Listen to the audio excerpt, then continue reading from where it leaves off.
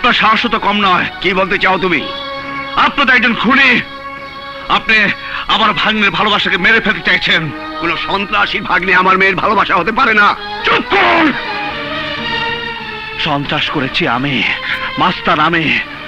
আপনার আইনের ক্ষমতা থাকলে আমাকে গ্রেফতার করুন, কিন্তু আমি জানি আপনি আমাকে গ্রেফতার করতে পারবেন না, কারণ আপনার কাছে কোনো সাক্ষী প্রমাণ নেই। মারুফ চৌধুরী আমার চোখের সামনে খুন হয়েছে। ডিসি সাহেব, শুধু আপনি একজন অফিসারের সাক্ষ্য যথেষ্ট নয়। আপনি আমার ভাগ্নের ভালোবাসাকে খুন করেছেন। আমি তো মাস্তান, সন্ত্রাস করি। আর আপনি তো খুনি, মানুষের মনকে হত্যা করেন। শাট! আমার মেয়ের ব্যাপারে কোনো কথা বলার অধিকার তোমার নেই। আমার ভাগ্নে অবির ব্যাপারে আমার কথা বলার অধিকার আছে। তুমি এই মুহূর্তে আমি না এলে ওই খুনি জানোয়ারটা আমার সম্পর্কে আর অনেক কিছু বলতো। ও আমার কেউ না, আমি তোমার ভাগ্নে না। আমার ব্যাপারে কোনো কিছু বলার অধিকার তোমার নেই। ইউ আর কিলার। অভি, চুপ করো। তোমার ওই নোংরা মুখ দিয়ে আমার নাম উচ্চারণ করবে না। তোমাকে সেদিন মেরে আমার বাড়ি থেকে বের করে দিয়েছিলাম। এখন আমার ইচ্ছে করছে তোমাকে খুন করে। অভি, তুমি আমার মায়ের জীবন নষ্ট করেছো, এখন আমার জীবন নষ্ট করতে এসেছো। আমি আমি হাত জোর করে মিনতি করছি, তুমি চলে যাও, চলে যাও। আমি যাব না। একদিন আমি মুখ বন্ধ করে চলে এসেছিলাম তোদের বাড়ি থেকে, কারণ ভেবেছিলাম আমার উপস্থিতিতে তোর আর বুবুর মনে অশান্তির জন্ম নেবে। তাই একটা প্রশ্নের উত্তর আমি দেইনি।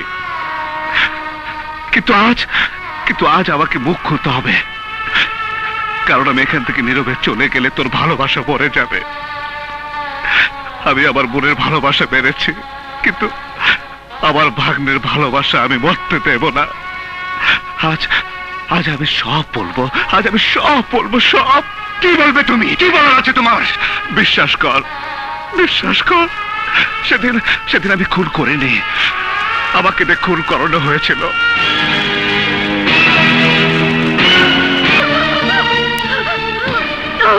বুবু, বুবু, কি হয়েছে তোর?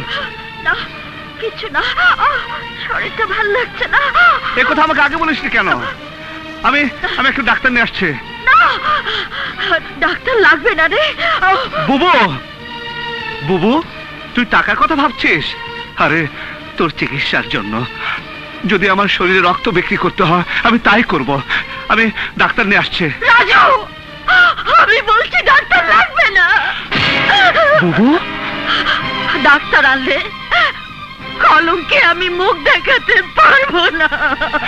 কলঙ্ক? হ্যাঁ রাজু, আমি মা হতে চলেছি, মা হতে চলেছি, মা হতে চলেছি।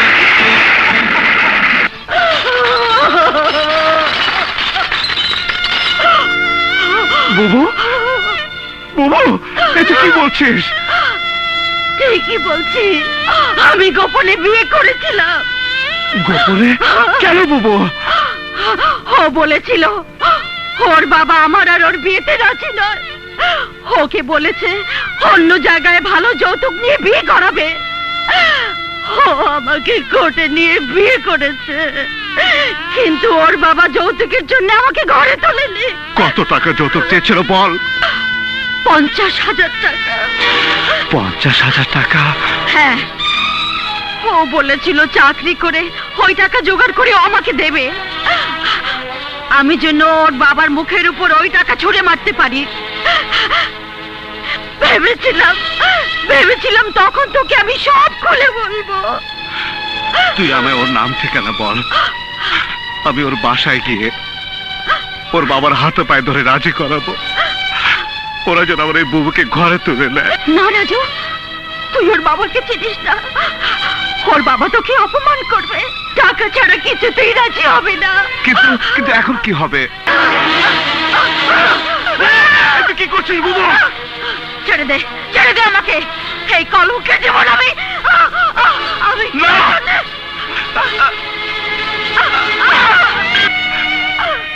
আমি মায়ের স্নেহ পাইনি, বাবার আদর পাইনি, তোর কাছে আমি সব পেয়েছি। আমি তোকে কথা দিচ্ছি, তোর বিয়ের যৌতুকের 50,000 টাকা জোগাড় করে তোকে সসম্মানে দোলাবের হাতে তুলে দিব। তুই ছাড়া যে আমার জীবন অন্ধকার বুবু, অন্ধকার বুবু, বুবু, ভাইয়া, বুবু। ভাইয়া। তোর বুবুরে বিয়া দিয়া কি হইব? কোন ঘরে বহায়া দে, অনেক টাকা কামাইবো, আমিও দিমু। এই শোর বাচ্চা, এই কুত্তা বাচ্চা, তুই কি বললি? এই! তুই আমার বুবুর নামে এত বড় কথা বলতে পারলি? আহ! এই! যা! তোরা আমি শেষ করে ফেলবো। ছেড়ে দাও আমাকে, ছেড়ে দাও, ছেড়ে দাও। ওই ছাড়িস না হালারে, ওই জানলা কার গায়ে হাত দিতে?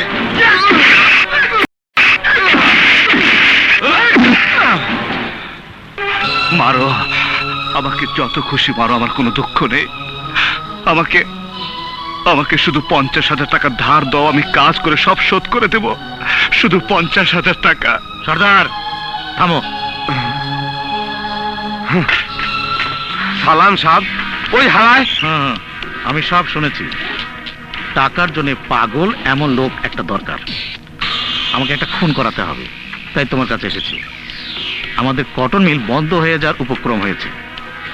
একজন শ্রমিক নেতাকে দুনিয়া থেকে সরাতে না পারলে আর ব্যবসা করা যাচ্ছে না। তুমি ওই মিস্ত্রিকে 50,000 টাকা দিয়ে ভাড়া করে নাও, কারণ ওর টাকার খুব দরকার। এনো টাকা আর এই শ্রমিক নেতার ছবি। এই তোরা যা যা, কাজ কর, কাজ কর। এইখানে 50,000 টাকা আছে। একটা কাজ করলে তুই এই টাকাটা পাইবি। যে কোনো কাজ, যা বলবেন আমি তাই করব। আরে খুন করতে হইব। না না, আমি খুন করতে পারবো না। আরে পাগল, ওই নেতার সামনে চাক্কু ধরলেই নেতা পালায়া যাইব, আর তুই 50,000 টাকার মালিক হইবি। এই নে 10,000 টাকা অ্যাডভান্স। আমাদের ওভারটাইম না দিয়ে 8 ঘন্টার পরিবর্তে 12 ঘন্টা খাটাচ্ছে। ভাইরা আমার, মালিক পক্ষ যদি আমাদের ওই শুয়োরের বাচ্চারা কিভাবে শ্রমিকদের খেপিয়ে দিচ্ছে, ওকে না মারতে পারলে আমরা শেষ, চৌধুরী বংশই শেষ। আন্দোলনের জন্য প্রস্তুত হন। তোর ভাড়া করা লোক তো কোনো পাত্তাই নেই, ওরা আসবে তো, নইলে কিন্তু আমরা। তাই তুমি খামাখা টেনশনে ভুগছো ভাইজান। ও আসবে, ও টাকা খুব দরকার, ও না এসে পারি না। আমাদের এই আন্দোলন কোনো ব্যক্তির বিরুদ্ধে নয়, আমাদের এই আন্দোলন অধিকার আদায়ের আন্দোলন। আমরা আমাদের ন্যায্য পাওনা চাই, আমাদের দাবি আমাদেরই আদায় করে নিতে হবে। আপনারা আমার সাথে একমত হলে আজ থেকে মিলের চাকা বন্ধ।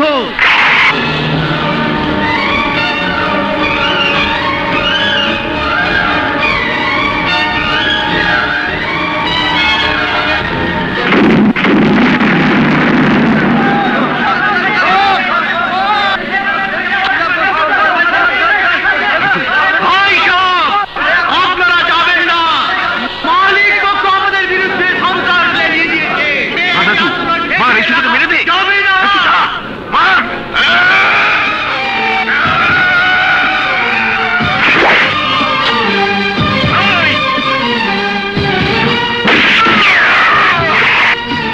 তুমি আমাকে মারলে রাজু, আমি যে তোমার রাবু বাবুর স্বামী শ্রমিক নেতা জাহিদ হাসান।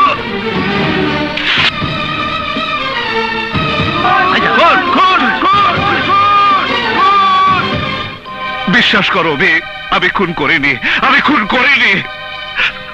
আমাকে দিয়ে খুন করানো হয়েছিল।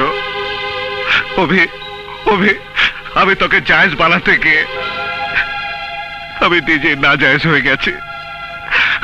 বুবুর ঘর বাঁচাতে গিয়ে আমি বুবুর ঘর ভাঙা আসামি হয়ে গেছি। ডিসি সাহেব, বুবুর ঘৃণা আমাকে পাগল করে দিয়েছে। আমি 20 বছর জেল খেটেও শান্তি পাচ্ছি না।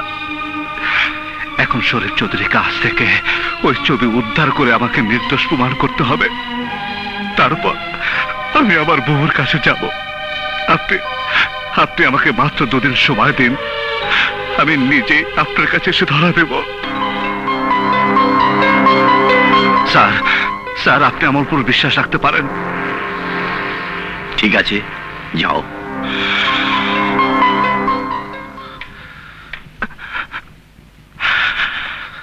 মামা দাঁড়াও মামা মামা মামা মামা তুমি আমাকে ক্ষমা করে দাও মামা তুমি আমাকে ক্ষমা করে দাও ক্ষমা করে দাও ক্ষমা করে দাও না জেনে আমি তোমাকে কত কিছু বলেছি তোমাকে আমি খুনি বলেছি খুনি বলেছি খুনি বলেছি আসলে আসলে তুমি ফেরেশতা মামা ফেরেশতা মামা আয় মামা আর বুকে আয় মামা অভি আমার মামা